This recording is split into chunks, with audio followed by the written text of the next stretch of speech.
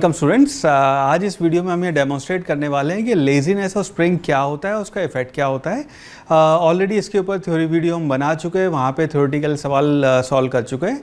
But I am an engineer और मुझे हमेशा बात अच्छी लगती है कि कोई भी चीज़ जो अपना फिजिक्स का प्रिंसिपल है उसको अगर हम डेमोन्स्ट्रेट कर सकें तो उसकी लॉन्ग लास्टिंग इंप्रेशन आपके ब्रेन में, आपकी मेमोरी में कहीं ज़्यादा अच्छा होता है। सो आज हम बात करने वाले हैं स्ट्रिंग और स्प्रिंग में क्या फ़र्क है और लेजीनेस हमें कहाँ से दिखाई देती है। थ्योरी ऑलरेडी कवर कर चुके हैं, ठीक है। सो से फॉर एग्जांपल ये आपके दो ब्लॉक हैं, यहाँ मैंने ऐसे लटकाए हुए हैं कि ऊपर एक ये स्ट्रिंग है और यहाँ पे एक स्ट्रिंग है। अगर इसके ऊपर हम इक्वेशन लिखेंगे, अभी हम इसको कट करेंगे, उसके बाद हम इसके ऊपर इफेक्ट देखेंगे, उसके बाद हम यहाँ पे स्ट्रिंग को रिप्लेस कर देंगे एक स्प्रिंग से और उसके बाद इफेक्ट देखेंगे। आपको क्लियरली समझ में आ जाएगा स्ट्रिंग और स्प्रिंग कैसे डिफरेंटली बिहेव करते हैं। नाउ ये दोनों स्प्रिंग है तो इसका अगर देखोगे तो इसका मास, अगर मान लीजिए छोटा ब्लॉक है, इसका मास m है, इसका mass for easy calculation 2m मान लेते हैं। तो जब हम बात कर रहे हैं, ये अपनी दोनों स्ट्रिंग लगा रखी है हमने, स्ट्रिंग्स, तो उस केस में ये आपका ब्लॉक ऐसे लटका हुआ है, इसका मास ये m है। ये दूसरा ब्लॉक यहाँ पे ऐसे लगा हुआ है और इसका मास लेट से इसको 2m ले लेते हैं, उसका लगभग डबल मास है। सो उसके बाद अगर हम इसकी बिफोर की इक्वेशन लिखेंगे, ऑलराइट, सो बिफोर की इक्वेशन है तो यहाँ पे आपका इसका FBD बना के 2mg फोर्स नीचे लग रहा है, ऊपर यहाँ पे टेंशन T है। इस वाले का जब आप FBD बनाएंगे तो नीचे इसमें mg इसका मास की वजह से mg फोर्स लग रहा है, प्लस टेंशन है, और यहाँ पे जो टेंशन इसको T1 क्या लेते हैं। यहाँ जो टेंशन आपकी T2 इस रस्सी में टेंशन होएगी वो होएगी इन दोनों का सम, और क्योंकि T1 की वैल्यू 2mg है, ये mg है, तो इसकी वैल्यू 3mg होएगी, ऑलराइट। उसके बाद जब हम इस यहाँ पे स्ट्रिंग को अपने इस स्ट्रिंग को यहाँ पे हम कट करेंगे, उस केस में इस वाली टेंशन को 0 होना होएगा। ये आपकी टेंशन T1 है, ये T2 है। आफ्टर अगर हमने इसको यहाँ पे कट किया इस स्ट्रिंग को, तो ये टेंशन अपने आप 0 हो जाएगी, ये वाली इसमें कोई इफेक्ट नहीं आएगा। सो इसकी अगर हम आफ्टर की इक्वेशन लिखें, सो इसके आफ्टर की इक्वेशन ऐसे होएगी कि आपका ब्लॉक है, नीचे इस पर 2mg फोर्स लग रहा है और ये वाली टेंशन 0 हो गई। ये जो ब्लॉक है इस पे आपका नीचे इस वक्त सिर्फ mg फोर्स लगेगा, ऊपर टेंशन T होएगा, इसमें कोई एक्सेलरेशन नहीं आएगा। अभी यहाँ पे हम स्प्रिंग लगाने वाले हैं, मैं कैलकुलेशन आपको पहले कर देता हूँ, उसके बाद हम इसका एक्सपेरिमेंटल डेमोन्स्ट्रेशन देख लेंगे, ठीक है। सो अगर जब हम बात करेंगे यहाँ पे स्प्रिंग के केस में, अगर मान लो यहाँ पे स्प्रिंग लगी हुई है तो सिनेरियो ये है कि ये आपका सेटअप, ये आपका m मास, ये आपका सॉरी यहाँ पे रस्सी है, ये आपका 2m मास। अगर हम बिफोर का FBD बनाएंगे तो नीचे आपका लग रहा है 2mg, ऊपर टेंशन T1 और इसकी वैल्यू आपकी 2mg के बराबर हो जाएगी बिकॉज इक्विलिब्रियम में है। इसका अगर ब्लॉक का FBD बनाएंगे तो नीचे आपका mg प्लस टेंशन T1 और ऊपर आपका FSP लग रहा है, और इसकी वैल्यू क्योंकि इक्विलिब्रियम है तो 2mg T1 हो गई, तो इसकी वैल्यू इक्वल टू 3mg हो जाएगी। नाउ उसके बाद जब हम इस रस्सी को कट करेंगे, तो जब हमने इस रस्सी को मान लो कट किया तो ये तो आपका बिफोर हो गया, और जब हम इसकी आफ्टर की बात करेंगे, सो आफ्टर वाले केस में नीचे जो आपका ब्लॉक है उस पे फोर्स लग रहा है 2mg, ऊपर वाली टेंशन आपकी 0 हो गई, इस वजह से इसका जो एक्सेलरेशन होएगा जिसको हम लिखते हैं Fnet divided by mg, so that will be equal to Fnet हो गया 2mg डिवाइडेड बाय उसका मास 2m, सो इसका एक्सेलरेशन g हो जाएगा डाउनवर्ड। सो ये वाला ब्लॉक नीचे g एक्सेलरेशन से जाएगा, ठीक है।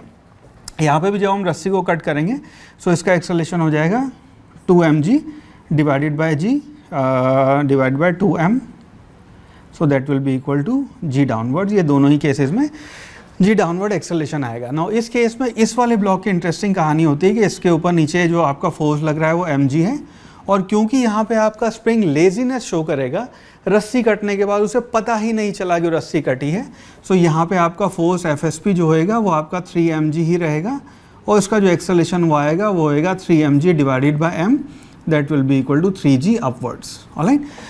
ये आपका एक्सेलरेशन होएगा। नाउ इसी चीज़ को अब यहाँ पे एक मिनट, 3g नहीं होएगा, ये आएगा 3mg ऊपर फोर्स, नीचे आपका -mg, तो आपका एक्सेलरेशन हो गया 2g, ऑलराइट, और ये अपवर्ड्स होएगा तो ये आपका एक्सेलरेशन होएगा। ना इसको अब एक्सपेरिमेंटली करके देखते हैं इसका मतलब क्या है, ठीक है। चलो ऑलरेडी ऑलराइट, ऑल दो ज़रूरत नहीं है but since I have it, so let's wear our safety glasses. अब हम यहाँ पे फायर से भी काम करने वाले हैं, तो हमने फायर एक्सटिंग्विशर भी सामने रखे हुए हैं। So this is the setup, ये आपका सिनेरियो है, ये वाला। और अब हम यहाँ पे इसको मैं अब इसको ये अपने पास एक लाइटर है, उस लाइटर से रस्सी को बर्न करूँगा, उसके ऊपर इस ब्लॉक का इफेक्ट देखेंगे। फिर यहाँ पे हम स्प्रिंग हैंग करेंगे, फिर इस रस्सी को बर्न करेंगे, फिर उसका इफेक्ट देखेंगे। ऑलराइट, यहाँ पे अब अपना सेटअप एक्सपेरिमेंट का ये है। ये जो भी हमने थ्योरी पढ़ी है इसी को अब एक्सपेरिमेंटली देख रहे हैं। तो ये एक आपका स्ट्रिंग है, ये आपका धागा है, ये दूसरा आपका धागा है, ये M ब्लॉक का मास, ये 2M ब्लॉक का मास यहाँ पे हमने लटका रखा है। अब इस धागे को हम इस लाइटर की मदद से यहाँ पे कट करेंगे और उस कट करने के बाद इसके ऊपर इफेक्ट देखेंगे कि क्या इफेक्ट आता है। So let's start. ठीक है, सो ये आपकी फ्लेम, और ये फ्लेम आ गई है और ये धागा हमने कट किया ना। ये वाला ब्लॉक अपनी जगह से बिल्कुल नहीं हिला।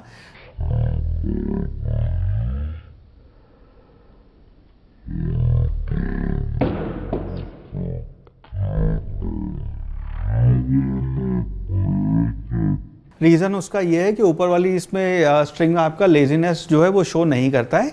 इसी को जो हम स्प्रिंग लगाएंगे तो जम मार के ऊपर जाएगा, उसको भी एक्सपेरिमेंटली देखते हैं। ठीक है, so this is the effect of string. अभी हमने इसका इफेक्ट देखा था स्ट्रिंग का, अगर रस्सी लगी हो, ब्लॉक अगर नीचे वाली रस्सी कट करें तो क्या इफेक्ट आता है। उस केस में ब्लॉक बिल्कुल मूव नहीं किया था ना। अब हमने यहाँ पे स्ट्रिंग को रिप्लेस कर दिया है स्प्रिंग से, अब धागे की जगह हमने यहाँ पे स्प्रिंग लगा दिया है। अब इसको रस्सी को यहाँ पे कट करेंगे और ये वाला ब्लॉक जो हमारी कैलकुलेशन कहती है, ये वाला ब्लॉक जो है आपका M मास का ब्लॉक ऊपर की तरफ जंप करना चाहिए इस एक्सेलरेशन से। ठीक है, so let's check and verify कि ये जब रस्सी कटेगी तो ये क्या अपनी जगह से ऊपर की तरफ जंप मार के ऊपर जाएगा, इंस्टेंटेनियस जंप आएगा ये। ठीक है, सो ये आपका लाइटर, और इस लाइटर को हम वो करते हैं। Now you can see the flame, और रस्सी जैसे ही रस्सी कट हुई ये नीचे से ऊपर की तरफ भागा है।